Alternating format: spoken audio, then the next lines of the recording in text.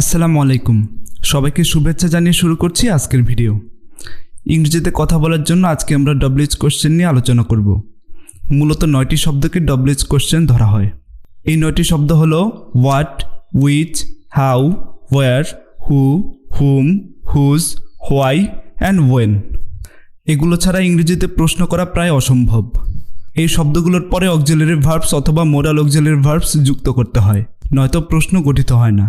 যেমন what is your aim, তোমার লক্ষ্য কী। এখানে হোয়াটের পর অক্সিলারি ভার্ব ইজ ব্যবহার না করলে প্রশ্নটি গঠিত হতো না। আমরা আমাদের প্রয়োজন অনুযায়ী বাক্যে ডব্লিউএইচ ওয়ার্ডসের পর অক্সিলারি অথবা মোডাল অক্সিলারি ভার্বস ব্যবহার করব। আশা করি আপনারা সম্পূর্ণ ভিডিওটি দেখবেন এবং ভিডিও শেষে ডব্লিউএইচ কোশ্চেন নিয়ে আপনাদের আর কোনো সমস্যা থাকবে না ইনশাল্লাহ।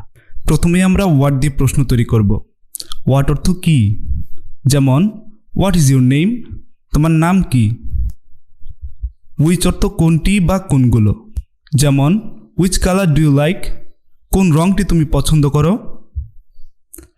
হাউ অর্থ কেমন, কিভাবে, কত, যেমন হাউ ইজ ইউর ফাদার, তোমার বাবা কেমন আছে।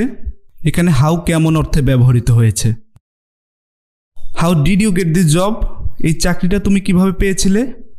এখানে হাউ ব্যবহৃত হয়েছে কিভাবে অর্থে। হাউ এর আরও একটি অর্থ রয়েছে, সেটি হলো কত। তবে এক্ষেত্রে হাউ এর পর মেনি এবং মাচ যুক্ত করতে হয়। হাউ মেনি এবং হাউ মাচ এই দুটির অর্থ কত। এই দুটি এক্সপ্রেশন ব্যবহারের ক্ষেত্রে আমাদের সবসময় কনফিউশন হয়। কোনো কিছু সংখ্যায় গণনা করা যায় এমন ক্ষেত্রে হাউ মেনি ব্যবহার করতে হয়। যেমন how many students are there in this school, এই বিদ্যালয়ে কতজন ছাত্রছাত্রী আছে। অন্যদিকে কোনো কিছু সংখ্যায় গণনা করা যায় না এমন ক্ষেত্রে হাউ মাচ ব্যবহার করতে হয়। যেমন how much money did you spend, কত টাকা তুমি ব্যয় করেছিলে। হোয়ার অর্থ কোথায়, হোয়ার ডু ইউ লিভ, তুমি কোথায় বসবাস করো।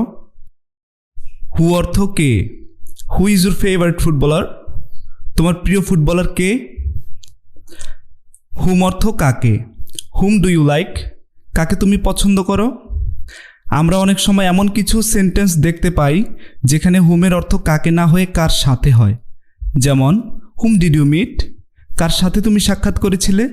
এখানে হুমের অর্থ কার সাথে না হয়ে কাকে হলে অর্থের মেল বন্ধন হতো না। আধুনিক ইংরেজিতে হুমের পরিবর্তে হু ব্যবহার করা যায়। উপরের দুটি বাক্যে আমরা হুমের পরিবর্তে হু ব্যবহার করতে পারি। হুজ অর্থ কার, হুজ বুক ইজ দিস, এই বইটি কার। হোয়াই অর্থ কেন, why do you want to a doctor, কেন তুমি একজন ডাক্তার হতে চাও। হোয়েন অর্থ কখন, when did you come here, কখন তুমি এখানে এসেছিলে। Thanks for watching this video till the last and stay connected with us.